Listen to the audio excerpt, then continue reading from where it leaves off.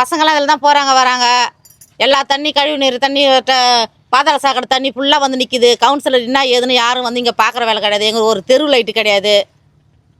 தண்ணி வழி இல்லை. இதனால தான் இப்படி நின்று நாங்கள் வீணாக போகிறோம். இப்போ டெங்கு காசுலலாம் வருது சார். அதெல்லாம் வந்து இப்போ எல்லாரும் படுத்துட்டாங்களா, யாருமே என்ன ஏதுன்னு வந்து கேட்க மாட்டாங்க. என்ன தெரியுது? ஜெயஜெய நகர் சார். மகளிர் கல்லூரி பக்கத்துல ராமகிருஷ்ணா ஸ்கூல் பக்கத்துல இருக்குது. எதிர்க்க காலேஜ் இருக்குது சார், எம்ஜிஆர் காலேஜ்.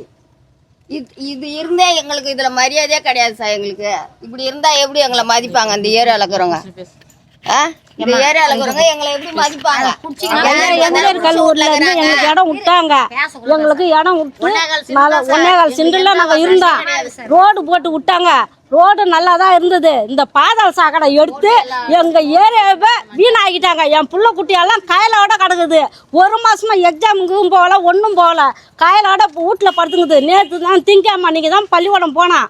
இது போல் இருந்தால், இது போல் தண்ணியெல்லாம் இருந்தால், சாக்கடை தண்ணி இது போல் இருந்தால் எங்களெல்லாம் எப்படி குடும்பம் பண்ணுறது? நாங்கள் எப்படியெல்லாம் வாழுறது சொல்லுங்க பார்ப்போம்.